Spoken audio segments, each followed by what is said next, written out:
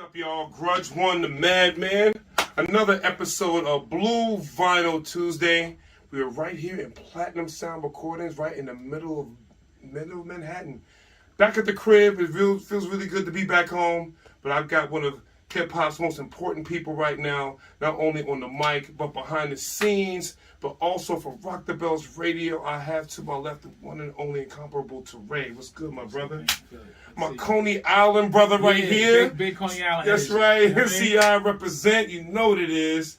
But for real, so yesterday, I'll jump right in since it's fresh in our minds. We were at Rock the Bells Festival 2023. It was the second year that LL put this on. I right out in Forest Hills, out in Queens. Really dope. Oh my goodness. Everybody went in their bag. It was just so crazy. We walked in, we saw Boot Camp Click, Big Daddy Kane, Rakim, Jungle Brothers. I'm trying to think of who else. Black Dreads from Black Sheep was there with Chi Ali. Big shout out to Chi. Everyone think I hadn't seen Chi in a long time. To jump right into let's see, Queen Latifah was there. Queen Latifah, Big Mama went in her purse. She went in her purse and pulled out all the tricks. You know, just whether it was bring the Naughty back, Janae back, Rhapsody. Everyone that was Moni from Ladies First, they did the I Want to Be Down remix with Light and Yo-Yo, and then ended it with the one and only that came from Queens, Run DMC came out. You know, even Queen Latifah was out there being a fan, and LL closed it out with the Roots. He actually brought out De La Soul in the set. I'm too much in reporter mode right now. it was a great fucking day. It was a great fucking day. Great hip hop day. And it's so crazy. TORAE was standing next to me. I didn't know that you were standing next to me until Ed Lover was on stage. He shouted you out, and he was looking kind of in my direction. I looked to my left and like, there you were. Hey. Yeah, exactly. But you know what? I know you work for Rock the Bells. I know you're a part of this. You know, you did the podcast and everything too. Just your reaction from the whole evening. Just hip hop history. I gotta hear your reaction for that. I mean, that shit was incredible. It was incredible, and I like to point out that I was right there in the crowd with the people, because that's like. You know, even backstage when we were having conversations, I was talking to Moni Love. I did interviews in the earlier portion of the day. Okay. And it's important for me to remain a fan. Yeah, that's what we're all here for. You know what I'm saying? Like, for as much as I'm a part of the culture and a lot of my heroes are now my peers or my friends, I'm still a fan, bro. And I still want to watch the show from the crowd. All that backstage shit is cool. Side of stage shit is cool. But, like, the energy that you get in that tennis match has to be face to face. You know what I'm saying? Like, Meth and Red, you don't get that type of. It don't feel the same on the side of the stage. You gotta be right there, just not in the front because they're gonna splash water. So you don't want to be directly in the front. I know what. We actually meet. Big shout out to Terrence holding the camera. We did catch some of the water drops and everything. Yeah, because we were in the photo pit. Right. Yeah, right. Don't splash me. But I definitely want to, every other aspect of the show. That shit was incredible, man. Like you said, chef's kiss to Queen Latifah, man. Her set was phenomenal. I've seen a lot do maybe a verse or two here and there, one-offs, but like a real set. And I got to shout out DJ Dummy, who was the DJ, and Adam Blackstone, who was the music director. I mean, just the best of the best. Her background singers and dancers and wardrobe change and catalog. Like, I just texted like, yo, phenomenal. Like, I couldn't even, you know what I'm saying? Like, that shit was amazing. But overall, it was an incredible day for the culture of hip-hop. Everybody is celebrating 50 years of hip-hop. Rock the Bells is year-round, 24/7. You know, for this to be the second year that LL has the brand back was incredible. And last year, I didn't think he could top the show. And here we go this year, just going crazy. The job is always, what the fuck are you going to do next year? Yeah, it is. You know what I'm saying? And honestly, so last year, unfortunately I missed it, but they live streamed it. Okay. So when I watched the live stream and started catching the people's YouTube videos and all their little Instagrams and everything, and that's what made me want to come back home. Right. And I was like, so I used to, also, just real quick, I used to live in Hollis too. My grandmother lived on 25th and 110th. So... And I was telling Ed Lover this when I saw him a couple of years ago, that, you know, we went to St. Jude High School. He's 10 years older than me, but, you know, Hollis, Coney Island, I grew up in both of those places. And it was just the history of it. You know, I was telling Terrence, this is your first time in New York, that you're watching history right now. You know, back to even what Run DMC said, I saw Queen Latifah stand on the side of the stage being a fan, doing the WAP. You know what I'm saying? When my Adidas came on, you know what I'm saying? There's the whole fan part of it. Yeah. You know, to your left, when you stand next to me, right behind you was DJ Premier. He wasn't, and I was explaining that to somebody too. He wanted to be a fan. He could have easily walked backstage and been like, you know, he didn't want to be bothered. He might not want to be bothered. He wanted to just see it and just be a fan. You know, and that's one of the things when we jumped on a plane. Yes, it was just yesterday. We took a red eye out here and got here right before the show started. Crazy. I wanted to come out here and just be a fan and just take everything in. You know, let me do the media stuff later. Right. You know what I'm saying? But I wanted to come out here. This is my first time seeing, you know, I used to live in house. My first time seeing Run DMC in front of me perform a show. It was my first time seeing LL in front of me performing a show. It was my first time seeing Latifah perform. You know, and Latifah, you know, everyone's just, this is a show that I know we keep reiterating it, but, you know, like you said, the whole presence with the band, with DJ Dummy and everything, too. You know, she brought down the house. Crazy. You know, and everybody, and the things, everybody's sets were really tight. Huh? That's one of her movies, right? What? Bringing Down the House. I think it is, yeah. No pun. Right, exactly. But you know what? She really set it off yesterday. She really set it off. See what you're doing now. Right, there you go. But you know what? I'd love to talk about Rock the Bell, but I'm gonna post some more coverage of that later on all my channels, on my YouTube, Instagram, so on and so forth, and Facebook. But I want to get back to you. Okay. You know, you're both from Coney Island. You grew up with my cousin AG. AG, my brother. Yeah, big shout out to AG. Let's talk about, you know, growing up in Coney Island, you know, going to school. Tell me what high school you went to. Did you go to Lincoln? I went to Dewey. You went to Dewey, okay. I went to John Dewey High School. Exactly. Because I had no professional sport aspirations. And Lincoln, like, if for as cool as I was in high school and all of that, like, if I'd have been in Lincoln, I'd have been a regular guy. You know what I'm saying? Right. Because between the football team and, of course, the phenomenal basketball team, which was Sebastian and right, Steph and all that. I wouldn't have been on either one of those teams. So I just would have been, you cool, you know what I'm saying? But right. The athletes would have. So I went to Dewey. Okay. You know what I'm saying? Where I could focus more on my skill set, which was, you know, I always wanted to be in entertainment. And so, you know, I never had any other, like, dreams or goals or things that I wanted to do. It was always, like, music into the transition into television and film. So, yeah, to answer your question, I went to Dewey. Okay. So, let's talk about the beginning of your recording career. Okay. So, when did you first start, when did you feel like you were first started wanting to get into, you said entertainment, but hip-hop, obviously, that's why we're here. So, when did you start rhyming? How did you meet? You know, how do you befriend Skyzoo? And, you know, y'all the Barrel Brothers, right? For sure. Yeah, you two are the Barrel Brothers. And I met both halves. I'm trying to get both the Barrel Brothers in the room, but I met one, met the other. We'll work on that, Sky. We'll work on that. But just tell me how you got started with that. You know, how your career's progressed. Just on the music side for a moment. Well, when I say entertainment, only because I said I wanted to be in entertainment because I wanted to rap, I wanted to make records, I wanted to sign to Def Jam, I wanted to go platinum, and then I wanted to move into television and film. Because that's what so many of my favorites did, you know. So that's why I say, you know, I always wanted to be in entertainment. But yeah, it was rap. That was, you know, I wanted to be the best rapper. Coming from Coney Island, you know this. Like, we in Brooklyn, but we, you know what I'm saying? Like, we in the boondocks, bro. We a little off. You know what I'm saying? We're a little off the beaten path. Yeah. But also, you know, I love that because that make us fight for respect even more. You know what I'm saying? Like, that put a little chip on our shoulder. That give us a little bit of Coney Island, ain't that an amusement park? Ain't that a beach? Like, oh, you think shit's sweet over here? Oh, nah. So, you know, like, that always that yearning to prove ourselves was kind of instilled in me early on.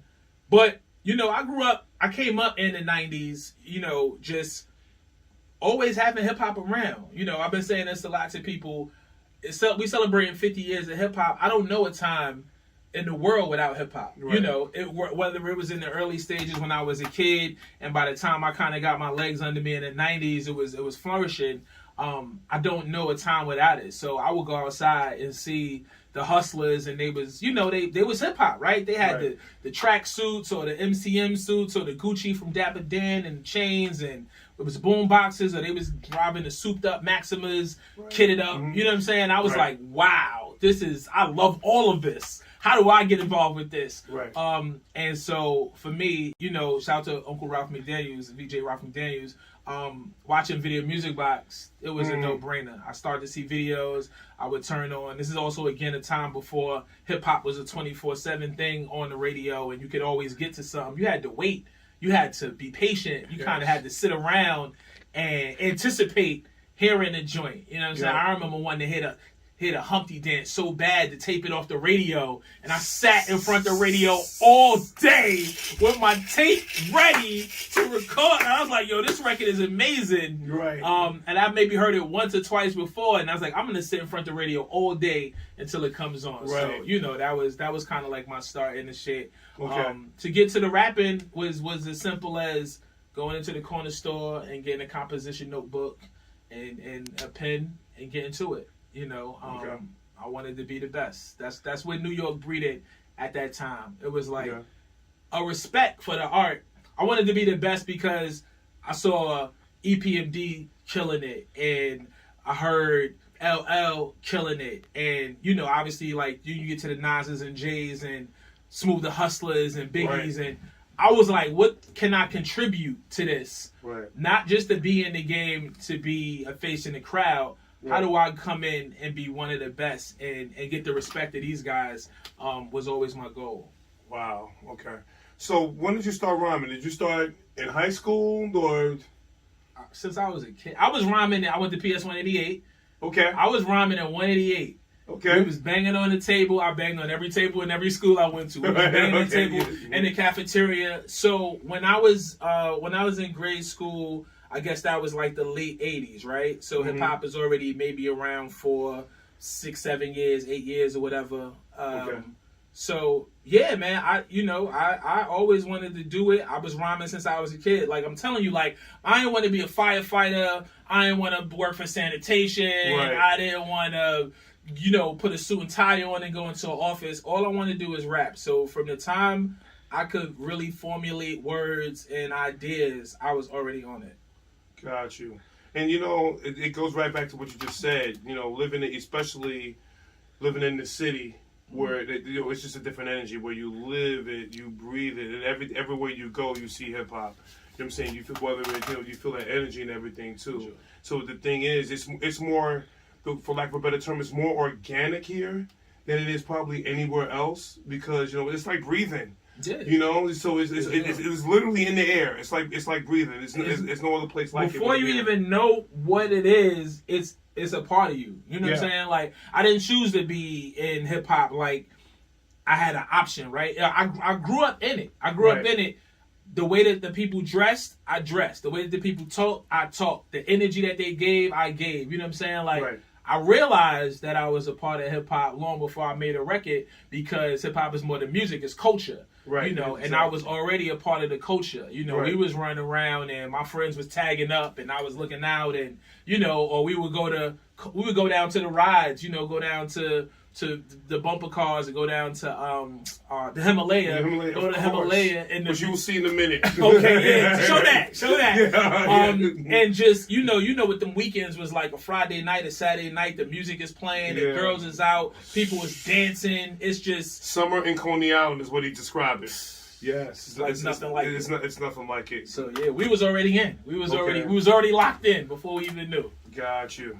All right, so so let's talk about when you started taking it serious, doing your records, and actually putting yourself out for public consumption, so that way everyone from around the world can hear you. Because I want to talk about one of the pieces that I have here. Okay. Let's talk about when you first got your deal. Which do who you remember who you signed with? Because you're basically an independent artist. Yes. Right. So and that's what I love about you. I really try to support independent artists, especially with my show, especially with the physical form of what I focus in on. Hence the show Blue Vinyl Tuesday with physical forms of music. Mm-hmm. And let's talk about that. When you get started, the name of your first album, how you connected with Sky, just gonna kind of make that progression. I'm gonna try to walk you through this whole thing. So it's a few different parts of how I got started. How I first got started, I was working at McDonald's on West 8th Street, Coney Island. My man Sil. I know what that is. Yeah, there was a gentleman who used to pull up every Sunday in the blue Benz, him and his mom, he would order food. One day he pulled me over. He was like, yo, bro, every time I come here, I see you working hard. You got your headphones on. You low key. You know what I'm saying? Like, you in here, you doing your job or whatever. He was like, I love that energy. I love just that type of that type of worker mentality. I would love to have you maybe come in and work with my company. And I was like, what's your company? What you do? He's like, I'm a record producer. I was like, oh, that's interesting. I want to make records. Okay. And, you know, I rhymed for him. I had one thing that I recorded prior to that in, like, my homie's crib in the closet off the video game, whatever. Okay. And I played it for my man, Sil, and he loved it. And from there, he was my very first producer. So I definitely love to include him in the story because he was a very intricate part of my very beginning. From that, we made records. I got my first credit card, like the Predators, they always catch you when you're out of school, outside of college or whatever. Course, I get my first credit card. I think I had a $5,000 limit. I maxed it out. First swipe. I pressed up vinyl. Wow. Okay. I pressed up vinyl. You invested in yourself. Yeah, because like I said, right, everything I ever did was in the path to go to a certain place. Right. Even when it looked like it was zigzagging, I knew it was all working towards getting this to this goal. Even working in McDonald's, I took the job at McDonald's because I needed money to go to the studio. Right. You know what I'm saying? It just so happened that I meet somebody who with a studio while I'm working at McDonald's. Right. But that's the way God works. So I pressed up this vinyl because I need to get it in the hands of the DJs. That's what we did back in the days. You got a song. It was before that, like, everybody was running around with CDs, and obviously if things were digitized. If you wanted to get your music heard by DJs, you pressed up vinyl. And you handed it to people. I went everywhere. So what did you press up? Let's talk about the song. What did you press up? What was on that vinyl? It was a song called... I could cheat on Discogs and look it up. It was a song called Spice Thing.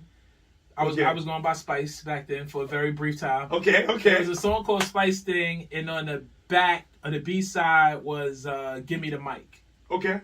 Give Me the Mic, which was the George Benson Give Me the Night. Give Me the Night, okay. Flip that. So that was the very first single. I gave him a street record and I gave him a club record, a party record. Okay. And it's funny, I think somebody found that vinyl not too long ago and like uploaded it or whatever. Nice, okay. So that was like the very beginning. From there, I made more connections. Fast forward a little bit. To my man Six in Coney Island. He's one of my OGs in Coney Island. He was getting money back then. And he kind of took me from that point on to trying to walk me through doors. You know, we started to have meetings. We met. He was good friends with Anton Marshawn, Fossey Brown's brother, and Gav. So we had those conversations early, just kind of trying to shop for a deal. Okay. Fast forward a little bit more. Shout out to my brother Six. My man Speedy introduces me. Shout out to Speedy. Introduces me to DJ Clark Kent, and Clark was really where my career started to get some shape to it. You know, working with Clark, he was already Clark Kent at that time. Right. But he really taught me he took me from like the demo stage to really how to make records. You know, gotcha. He would make us compete for beats. He played a beat and it'd be like me and Sandman and Joel Marquis and Curtains. We was all there, and he was like, "Whoever come back with the best song gets the beat." Gets to keep the beat. You know what I'm saying? That so just that kind of competitive nature to go in and challenge myself to be the best. And these guys are beasts, by the way. Mm-hmm. So that was like another big step in the story. My first deal after taking meetings and turning shit down, my first deal that I signed was with Duck Down. Did a deal with Duck Down in 2009. Okay. Prior to that, though, I got to shout out Soul Spaz and my man Jim Drew out of Philly. They gave me a distro deal for IA very early on. It's actually that vinyl that we got to get into. Mm-hmm. The first project that I put out, or my breakthrough project, I'll say that. My breakthrough project, Daily Conversation, was distributed through Soul Spasm. First deal I inked where we put all of the work into someone else's hands, more or less, was with Duck Down, and that was in 2008. Okay. Me and Marco dropped in 2009, the Double Barrel album. Marco Polo. Shout out to Marco Polo. Shout out to all my peoples in Canada. Okay. I guess that was a lot of the origin story, if you will. Okay. How I met Sky was just being a fucking fan of dope rappers. This is a funny story. I haven't told this story in a really long time. Sky has jumped up. I know it's with the trajectory of speaking just on Sky, I know you want to jump into this. Uh-huh. I was watching an interview. It was on with Matt Hoffa, and he talked about the career trajectory of how it was Benny the Butcher that he was talking to, and the word that Benny used to describe Skyzoo was the Oracle. He called him the Oracle because Sky, probably you and Sky, I always look at you and Sky as kind of like a parallel. You know what I'm saying? So with you and Sky, the way your career trajectory was, you created a place and a space for rappers, like the style of rap that Griselda is doing now, where you can come out, be yourselves, do hardcore hip hop. It's not just, even just with the way that West Side Gun reminds me a lot of Eazy-E, by the way, on the business side, who actually creates. I like that. Yeah. He's got a lot of Eazy-E in him on the business side. But the way they've created this whole lane for themselves of not only we doing the whole, we talk about what we talk about. We talk about what's happening on the Buffalo in the streets, and people seem to relate to that. But Sky has actually kind of created. He said, "This is Benny talking." Benny said Skyzoo kind of created that lane for them. You know what I'm saying? He pulled them in on Retropolitan. You know what I'm saying? The joint that Skyzoo did with P-Rock. You know what I'm saying? Right. And that kind of helped them branch out into Sky's audience. Okay, these dudes are lyrical. You know what I'm saying? So speak on that for a little bit. But how you met Sky and how they kind of those doors open up for all these other artists. But he had West Side Gun on. Damn, I can't think of the album right now. He had West Side Gun on. We could check it. He had West Side on the record even earlier than that. Than the Retropolitan. Okay. And they shot the video for it. I can't think of it right now because I got 20 million things on my mind. But big shout out to Sky. So, like I was saying, because I'm just a fan of people that was dope. So I was very much in a silo thinking that there's really nobody nice like that from New York. We in the ringtone era. Yeah. We in the no disrespect to Mims. We in the Mims. This is why I'm hot era. We're not hearing a lot of MCs like spitters really coming out of New York, making the kind of music that I was inspired by. Right. I'm leaving like an open mic thing at SOB's, and I go to my car, and outside of my car is a bag of CDs. It's a bag of like people's demos and CDs and mixtapes and shit. I'm a fan of music. I picked the bag up. I said, I'm going to listen to this shit. The drive from Manhattan to Coney Island. Yeah. You know what I'm saying? I said, I got about 35, 40 minutes ahead of me. I'm going to go through some of this music. Right. I'm listening to these CDs. I'm putting the CDs in trash. I'm frisbeeing them shits. I'm on the west side. I'm on the BQ. I'm on the belt. I'm frisbeeing them shits, right? Yeah. I get to this one tape. I believe it was called Greatest Flow on Earth with a dude like by the name of Skyzoo. I think he had a fur on the cover.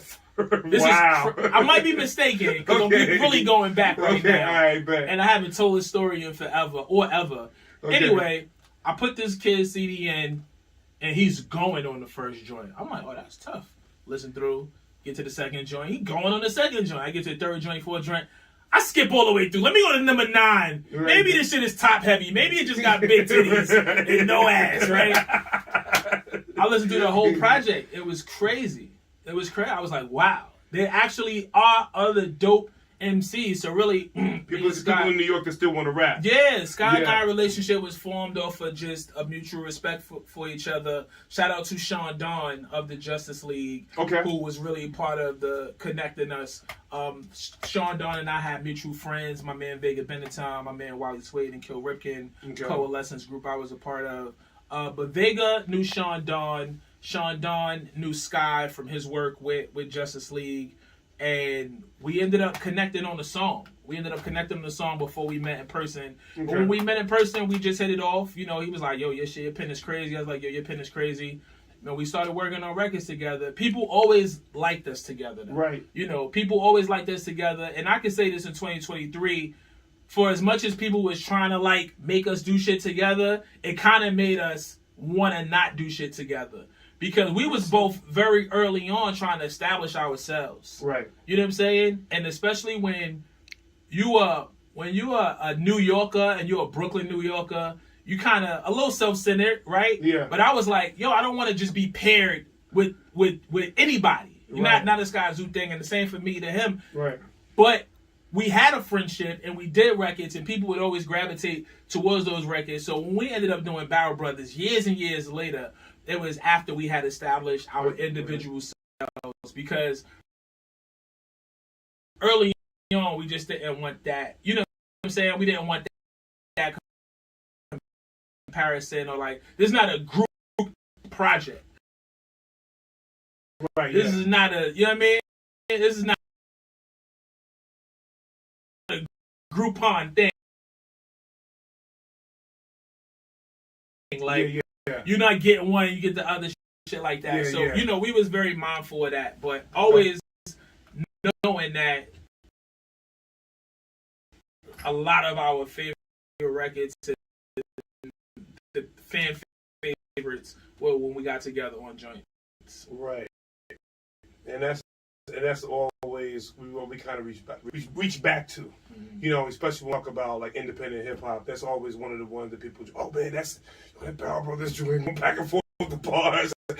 Love it. And it's so I'm always I'm the guy that hunts down the vinyl. You know, sometimes I internet thug a little bit, you know.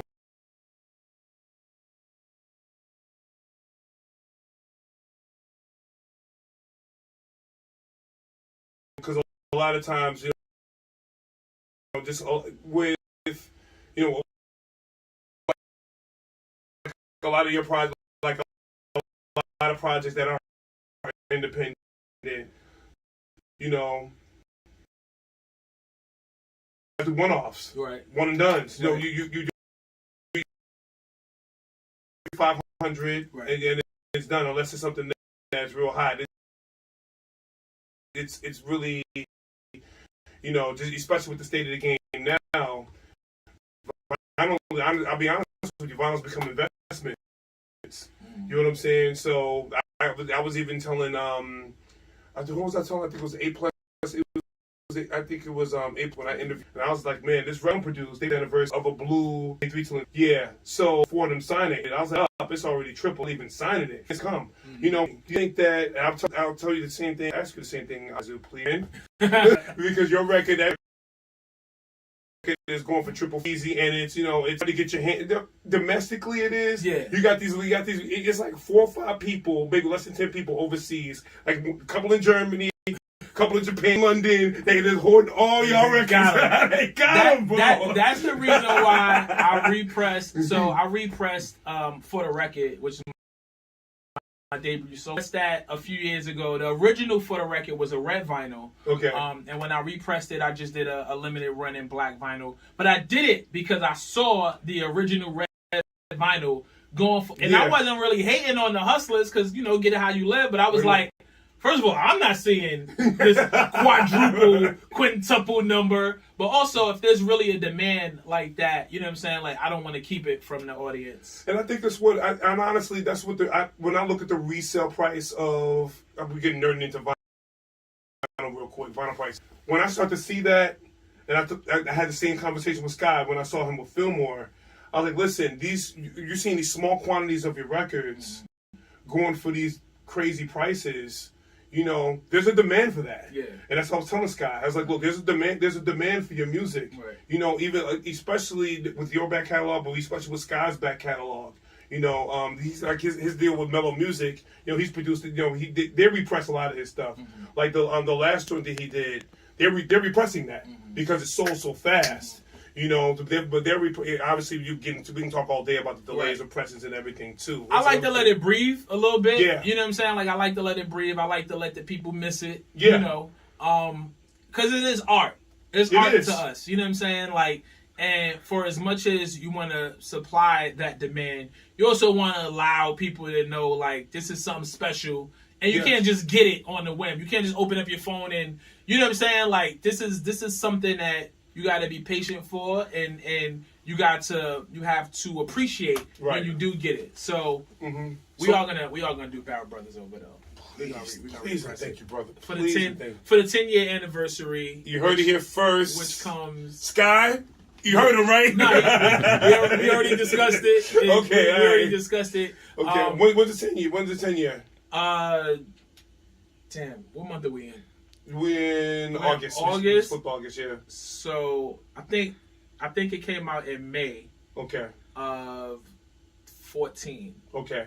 So next year. So May 2024. So you got to put it in that order now because you're 9 months out. I got some people. Okay. I got some. You know what I mean? I know some people that know some people. See that Rock the Bells plug? Just say that. That helps. All right, so let's talk about this one, Daily Conversation. So in your catalog, which album number is this? So this is the. I don't count Daily Conversation as an album. Okay. This is the mixtape that really broke the door open for me, that made the noise. So it's my breakout mixtape. Initially, it was a mixtape, DJ Vega Benetton.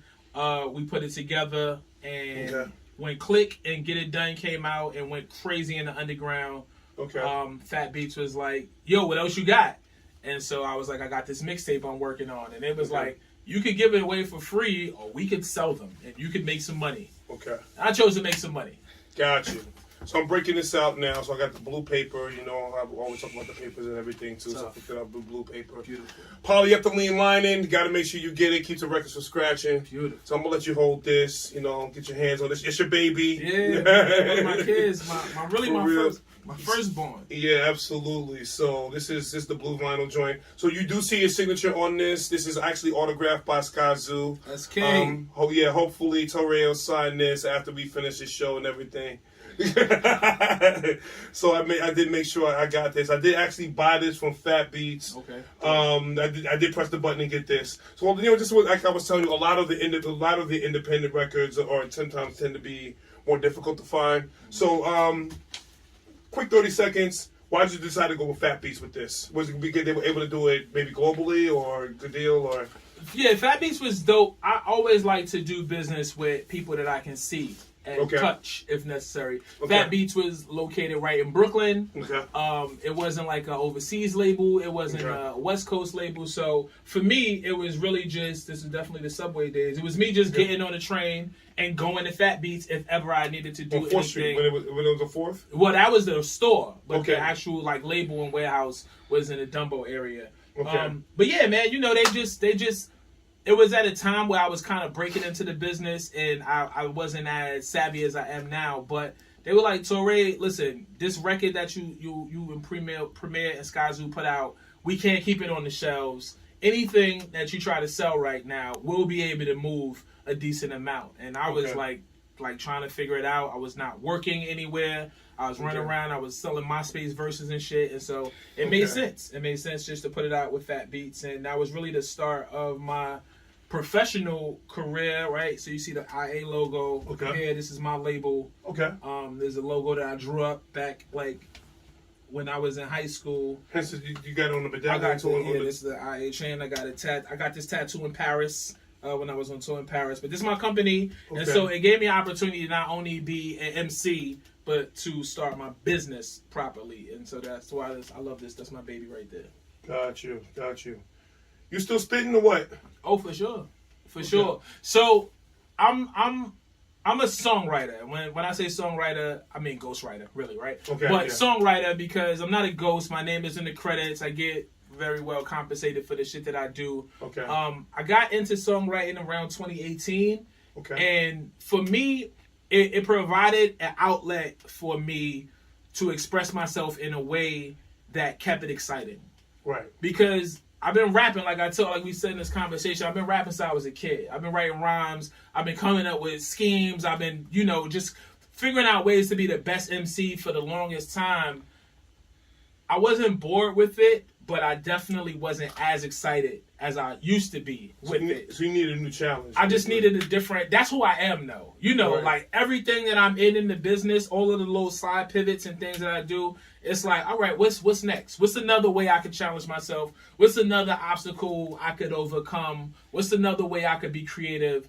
So as a songwriter, you get an opportunity to work in different genres of music. I get a chance to work with female artists and speak from a woman perspective. I get a chance to make records that are not your traditional boom bappy lyrical barred up records. I make pop records. I worked on K-pop records. I work on EDM records. It's all lyric and melody. Right. I'm always gonna bring what I bring to the table, but figuring out ways to make my complex lyricism more palatable to the masses was a great challenge for me at that time. Okay. And so I write all the time. I'm in the studio all the time. I'm here, platinum, working on records. Really? But people ask me about my own music, and now this is the real exclusive. TORAE and Marco Polo. I'm not going to give you the date. TORAE and Marco Polo follow up to Double Barrel is coming 2023, very soon. First single, right down the pipe. Okay. First single, I'll give you the first single. First single, August 18th. Damn, it's 2 weeks. Next Friday. Next Friday. Yes, sir. Wow.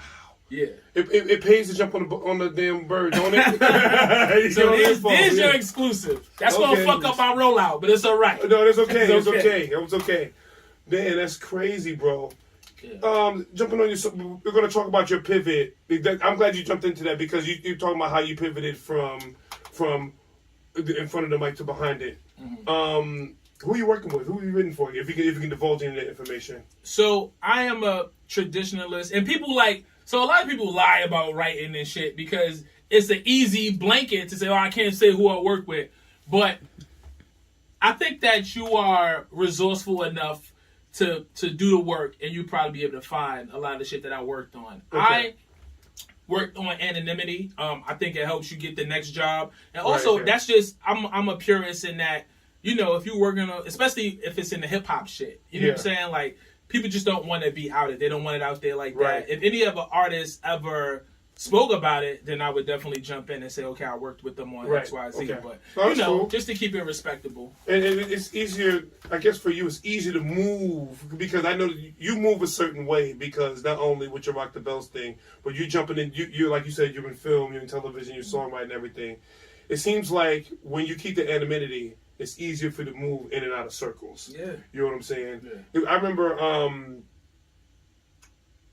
EST from 3 Times Dope. Wow.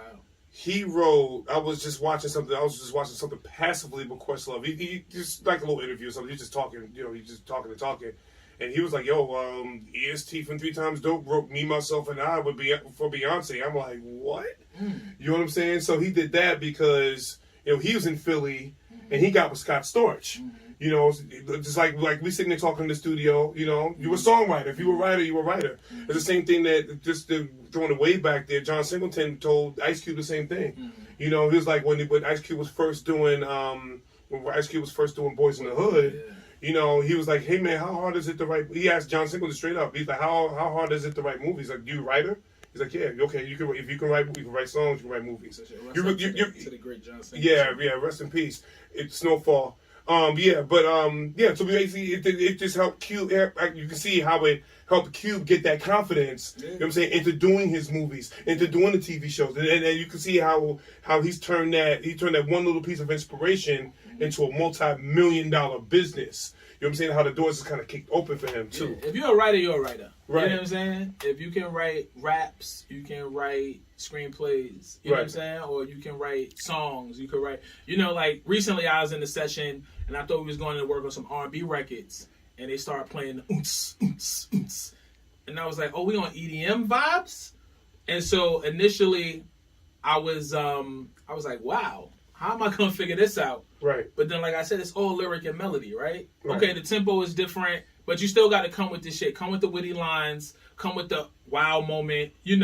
Come with the repetitive joint that's gonna hook the people in, and find the melody, find the pocket in this beat, in this space, right? So I love that challenge. It was like a couple sessions ago, recent, so it's fresh in my mind. But I love that challenge because for me, it just lets you know that you can do anything you put your mind to, and really the only limitations are the ones you put on yourself. Absolutely. Speaking of that, let's pivot a little bit into what you're doing. Okay? So it seems like it seems like with the way I look at you, just with your recording career, it seems like you kind of like taking a step back from that. But it is like, okay, he's not spitting no more. But I'm starting to see you move in different lanes, whether it's Rock the Bells, whether it's Naris. Let's jump into how you started to pivot from making these into how you got started with Naris, the National Association of Recording Artists, and he's the president of the New York chapter. How did you want to get it? How did you want? Let's just keep it real. Get into the political side of entertainment, because that's what it is. Well, so in 2016, I did my sophomore album entitled, and I loved that project. I thought it was a really intelligent piece of art. I loved the records on it. I loved the story that it told. I loved the honesty in it, and I was like, damn, how do you get nominated for a Grammy? Right? It was two things that I hadn't done up until that point that I was very curious in. I was like, how do you even get on the Grammy radar? Like, what does that even mean? What you got to do? Who I got to shoot? So there was that, and then there was how do I chart in the top 10 on Billboard? You know what I'm saying? How do I chart top 100 on Billboard? I was like, what does that mean? How do you do that? What, I know we sell records, but how do you let the people know that these units are moving, whatever? Yeah. And so that was what I tasked myself with, trying to figure out how to get on. What the numbers are? How to get on Billboard, and what was the Grammy shit. And so shout out to my man Reg West, DJ for a bunch of amazing people. He was working with Mac Wiles at the time, DJing for Mac, and Mac was the homie, and he was recently Grammy nominated. So I reached out to Reg, and I was like, yo, Mac was just nominated. What he did? And he was like, talk to this person. He put me in touch with somebody who put me in touch with somebody. Long story short, I walked in the building. I met two amazing people, Nick and Yasmin. Yasmin, who was head of membership, and Nick, who was the senior executive director of the New York chapter. And I just started to learn about it. I started to learn about what it took to be a part of it. I think a lot of people don't know how simple it is. I already had enough credits as an independent artist to be a member. I had to pay my $100 a year. It's $100, it was $150 now, but it was $100 annual. Like, if you can't invest $100 into yourself, it's $8 a month. You're like, come on, man, this guy's really great at math. In case you didn't peep what just happened here. And so, long story short, I became a member of the Academy, and then I learned about the Academy. So what I went in for was to figure out how to get my selfish body of work a Grammy nomination. Mm-hmm. When I joined the Recording Academy, I learned about all the other amazing things that it did for artists and for creators, and how it advocated with Grammys on the Hill, and talked to congressmen, and how you have District Advocate Day where you talk to the lawmakers and things like that.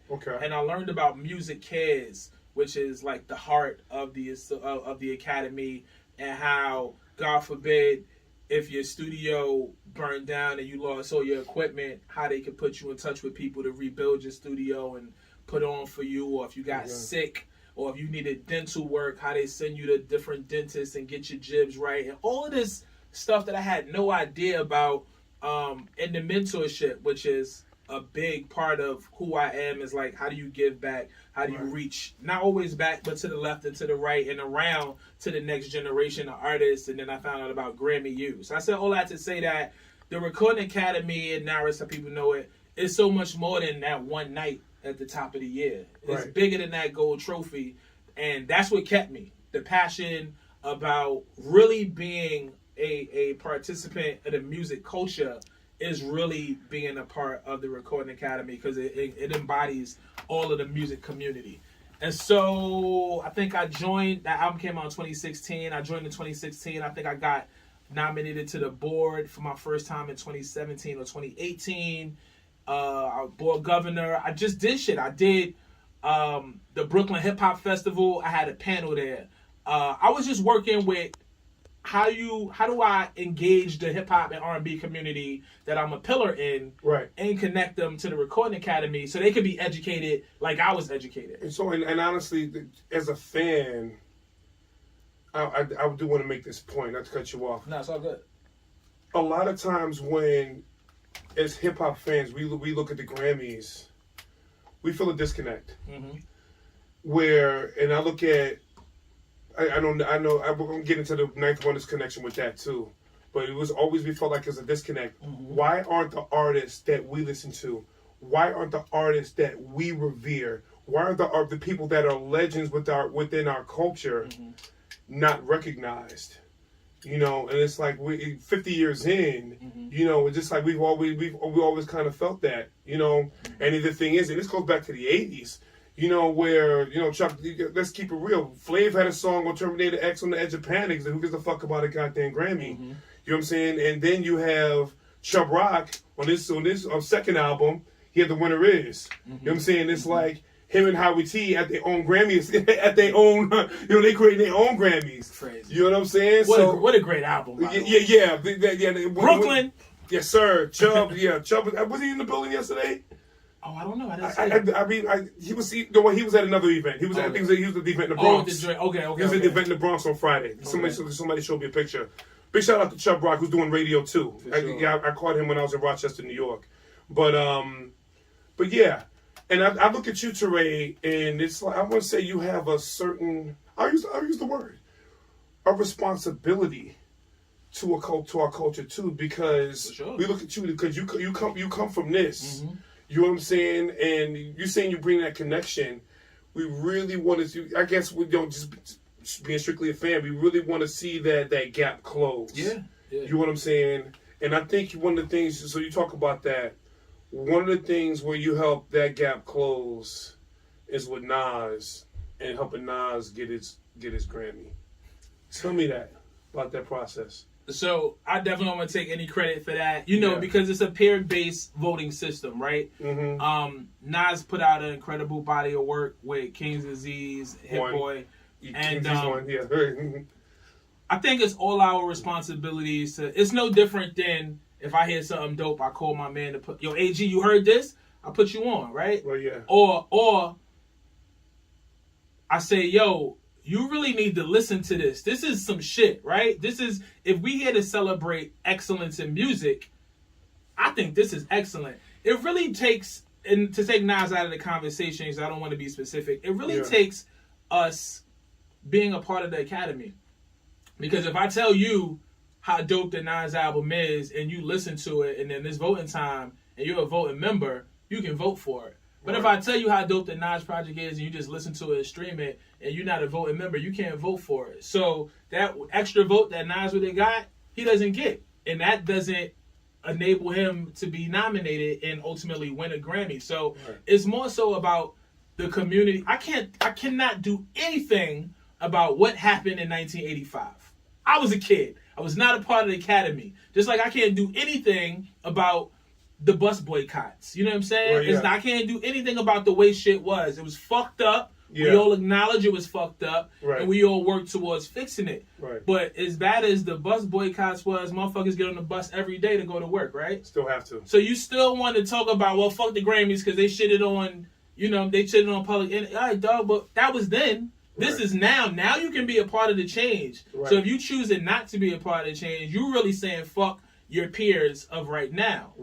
Let's talk about Freddie Gibbs and Alchemist. Let's talk about Rhapsody. Let's talk about Royce the 5'9". Let's talk about incredible albums that were well worth all of these nominations that they got. But these nominations don't happen if it's not more of us in the room, because only we understand that. If it's a bunch of people in the room that are casual rap listeners, Macklemore beats Kendrick Lamar.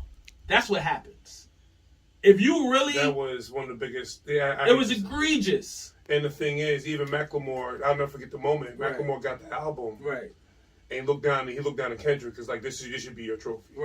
He even felt bad about it. But it was... Now listen, he won fair and square, right? Fair and square meaning that the people who voted, but I don't think that the people who were qualified enough in hip hop to vote on the category voted, and that's where you get these mishaps. And I'm glad you brought that up, because that's where I did think that's where a lot of us. I'm gonna break this up into a segment. I'm glad you brought that up, because that's where a lot of us as fans we find that, honestly, TORAE, it's for those of us that have invested, and I'm 50 years old. Hip hop has been around every day that I've been alive. Let's keep it a buck. You know what I'm saying? When you see stuff like that, it hurts. Oh, for sure. Because you invest so much. Like it's like when you become invested by this album really meant so much to me. I went to their shows. I went to their concerts. I bought their merch. You know what I'm saying? And the thing is, I listen to everything old school, new school, so on and so forth. Like, G.I.D's one of my favorite artists right now. Shout out to From G.I.D. Dreamville, yeah, I mean, we went and saw him. We went and saw him in Madison, Wisconsin. His show sold out like super fast, like in 30 minutes. Crazy. You know what I'm saying? But so I'm on both ends of the spectrum. But when you look at things like that, it's like, dog, come on, you know this album. Right. That one was nowhere. That's where we look at it. It's like that's where I guess those of us that are hip hop historians that really invested in the culture. That's where we feel kind of disconnected. So when we look at people like you, and it's like, yo, tour. make sure you keep your ear on the street. Yo, you know what I'm saying? I think that moment, instead of making everybody shy away from the academy, should have made everybody rush the doors. Oh, y'all fucking up. Right. We got to get in here because y'all don't know what the fuck y'all doing. It's just like in any other field, right? It's just like anywhere else, in any other field, any other business where you see that people that are not the most qualified to work in it, like there's no other field that you have people that are underqualified making the decisions. They really shouldn't, rather. Right, yeah. But in that instance, the hip hop community, because of the history with the Recording Academy and NARIS, just continue to shun it instead of like flooding it. Like, oh no, I need to be able to vote next year so this never happens again. Right. That really, in my opinion, should have been the reaction as opposed to saying, oh, they got it wrong again. Well, who the hell is they? And why are you not a part of they? Because you are part of the recording community, right? You make records, you feed your family with this, you travel the world, you tour, whatever. So why are you not a part of this? You rather complain about it when the results come out than be a part of it all year. Be a part of the change, you know right? Yeah. No, and I'm glad you mentioned that. You know, you got if you want the change, you got to be a part of it. You know, you got to jump in, all hands on deck. Because even after this conversation, I'm gonna have this conversation with you off camera. Yo, how can I get in? Right. How can I help support? Even if I'm not qualified to be in, who can I connect? Obviously, we connected now too. Sure. You know what I'm saying? Even if it's something as simple as, yo, man, this dude that's on this artist, it may be under your radar. I'm gonna shoot it to you. Make sure you at least give it a listen. I'm not expecting the whole Grammy thing. Right. But I think it's still a responsibility for all of us to stay in the same community and keep each other informed. Yeah. You know what I'm saying? We share information, we share resources, we share music. You know what I'm saying? Like, we was in here having a conversation. I'm a hat guy. You put me on the hat, right? Yeah. We share information. You told me about somebody that creates something that you connected to that I can be connected to. It's no Shannon, different. Leaders 1354. Yeah, there's no shout to Leaders and shout to that whole Chicago. It's no different. Right, it's no different. But people like to point the finger. And I'm not here to cape for the Recording Academy and that shit. Yeah. But it's really just as simple as either you a part of it and you working towards change, or you talking shit from outside the building and being part of the problem. Right. No, and it's something to be said for that. You know, I think we all can do a little bit of a better responsibility of trying to get involved. But also, that's something that, you know, if you want to get involved in that, you know, go to what is it, national? You can go to simplegrammy.com. Grammy.com. You can go to Grammy.com and you can look it up. If you have 12 credits, I'll break it down really, really quick. Okay. If you have 12 credits in any of the categories that are awarded, so songwriter, producer, engineer, singer, rapper, you know what I'm saying? Like, you know, it's hip hop, R&B, whatever. Yeah. Whatever the categories are, and this is like, I'm not here to do all the work for the people, but you can look up, okay, these are the different categories that people went in. If you do any of those and you have 12 credits in any of those, you can apply to join. You need 2 letters of recommendation. It's a very simple process. You get in, and even if you are not a voting member, you could be a professional member. You publicist, you're a you write liner notes, you're a manager, you work at the label. All of these professional careers that assist the artists and the creatives can be a part of the Recording Academy. Not a voting member, but a professional member, so you can still be a part of a lot of the conversation and a lot of the change. It's really just about us saying, oh, it's not for us anymore, we don't want to do it. If that's the stance you take, that's fine. I have nothing against that, but then I don't want to hear you talking shit when the results come out. Right. Well, that's something to be said. That's real cool. So there are different avenues for everyone to get involved. Professional members, voting members. The music community is a full community of people that contribute to Beyonce on stage. Beyonce to get on stage every night and kill it like that takes hundreds of people to get to that point, right? You got to sell the records. You got to make the records. You got to write the records. You got to produce. You got somebody to send it. You know what I'm saying? Like all this shit. You got somebody typing in the metadata on all of these songwriters. All of that shit is part of the community. All of that shit is recognized at the Recording Academy. Dope. Dope. So how did you pivot into Rock the Bells? Let's talk about that. Because right now, let's talk about the position you currently have. My guy DJ Terrence is a fan. He listens to you all the time. I was telling him I was with your steady hand T over there. Yo, absolutely. I was telling him, I was like, TORAE, he's like, yeah, no, he listens all the time to Rock the Bells. You being him cool. So let's talk about that. So how did you pivot into that? And what exactly is your role? You wear a lot of different hats with them, I noticed. Yeah, so I started as on-air talent with Rock the Bells 2 years ago. And prior to me going to the Rock the Bells side, which is under the SiriusXM umbrella, I've been on Hip Hop Nation for over 10 years.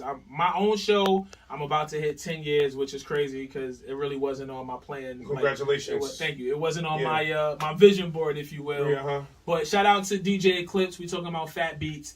DJ Eclipse was very instrumental early in my career, putting my first projects in Fat Beats on the wall, on consignment, putting me on the halftime show and letting me come up and rhyme, letting me come up to Rappers Out of Control and rap. DJ Eclipse hits me one day, TORAE, my co-host, my co-host can't be on the show no more. I think you'd be a dope co-host on my show. What? I'm knee deep in the rap. I'm co-host rap radio. I'm a rapper, spitter. This is before it was normalized that rappers did other things. Now every rapper got a podcast and they run around, they getting content. But this happened in like 2008. So Eclipse asked me to co-host his show because Eclipse is my brother and he had done so much for me. I couldn't just say no, DJ Eclipse. I said, I'll try it, DJ Eclipse. I tried it. I ended up co-hosting his show for the next 4 years. Wow. After I'd done radio for that long and kind of really got my footing, I was like, oh shit, maybe I could do my own thing and really kind of utilize what SiriusXM is, like in the full spectrum of it. So I reached out, shout out to Reggie Hawkins, who was there at the time, and Ron Mills and Dion, those are the decision makers. And so I was able to get my own show. I had my own show for a while. LL ended up being a guest on my show a few times or whatever. We started to build a relationship. And I wanted to get the opportunity to do radio in a capacity where I celebrated the records that I was raised on. Right. And the music that inspired me to even have a position in this business at all. And so, we got to talking, shout out to Jay Hudson, and we got to talking to people in the Rock the Bell side. And they allowed me the opportunity to get a show over there at Raw, which, like I said, is about to be 2 years old, which is crazy. I mean, LL is one of my heroes, so to be in business with LL was crazy to me. Right. And then from there, I started to figure out, different ways that I can contribute to the overall Rock the Bell brand, because Rock the Bells radio is one thing. I do content with them, social media content with Rock the Bells, a segment called Hip Hop As It Happens, where I pull up to events and we turn that content over really quick. So if I leave the whatever it is, we just did Starter. They did the re-release of the Bronx Bubble Starter. Oh, really? I left that joint at 8. It was probably live on the gram by like 10. So you get a quick turnover showing you hip hop as it happens.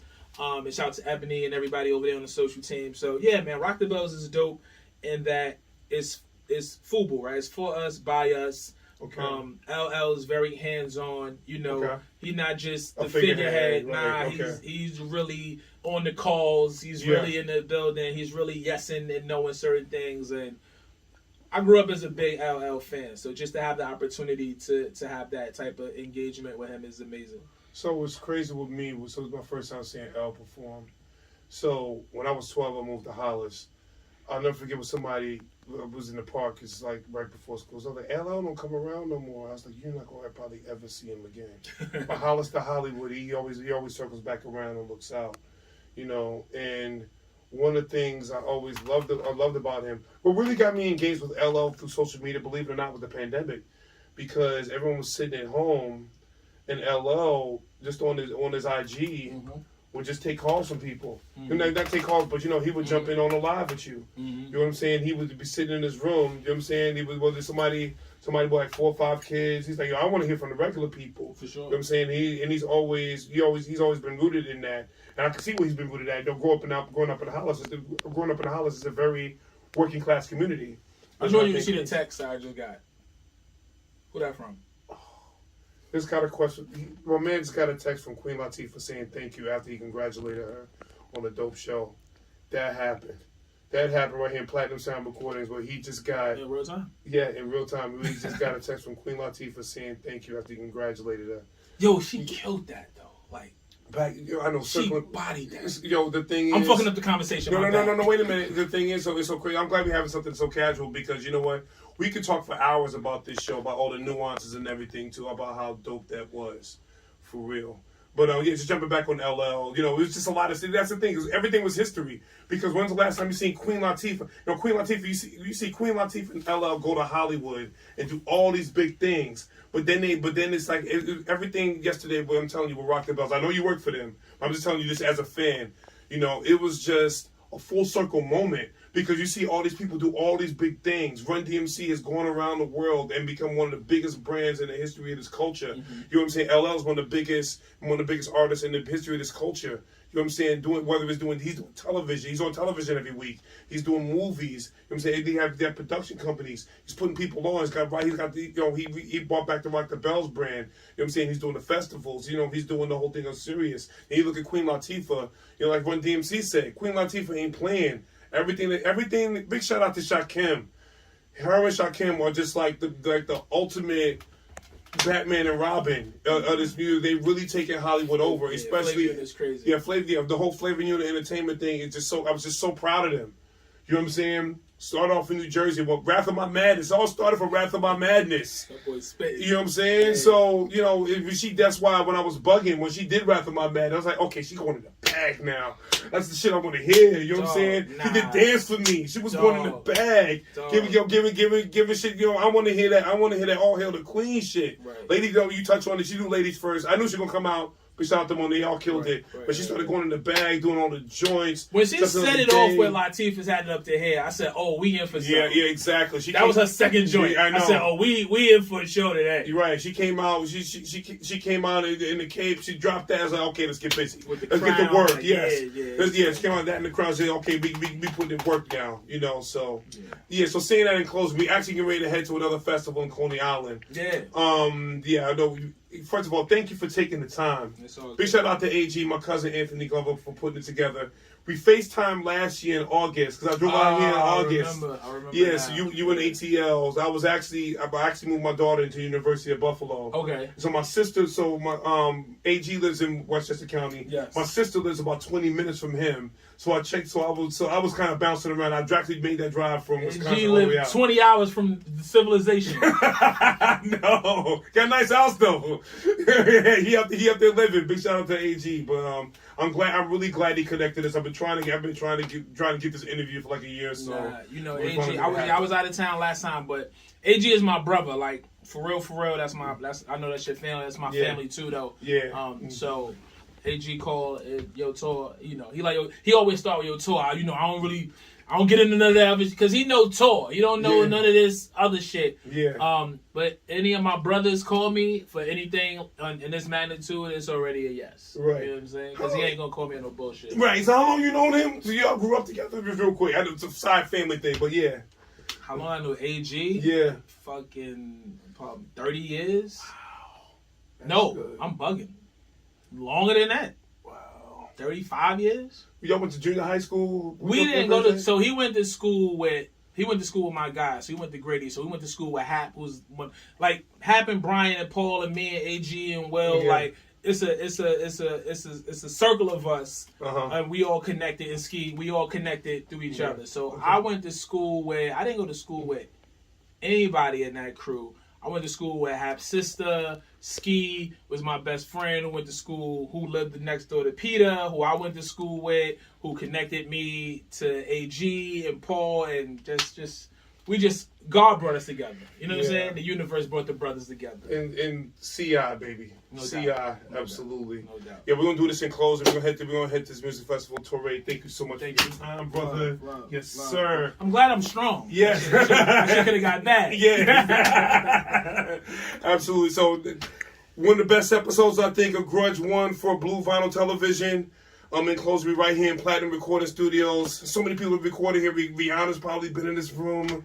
You've been in this room. Let me say shout out to Jerry Wonder, shout out to Lisa, shout out to the whole team at Platinum for being last minute accommodating. You know what I'm saying? Like, we was like, damn, what we gonna do this interview at? I'm trying to figure out a place that makes sense. I called Jerry, we called Lisa, and they opened up the doors and showed love. So Also, so if those of you that don't know, Jerry Wonder is basically the fourth Fuji. You know, yes, he's called that is very accurate. Yeah, he's the fourth Fuji. He works so much with Wyclef. He's on so many song credits with them.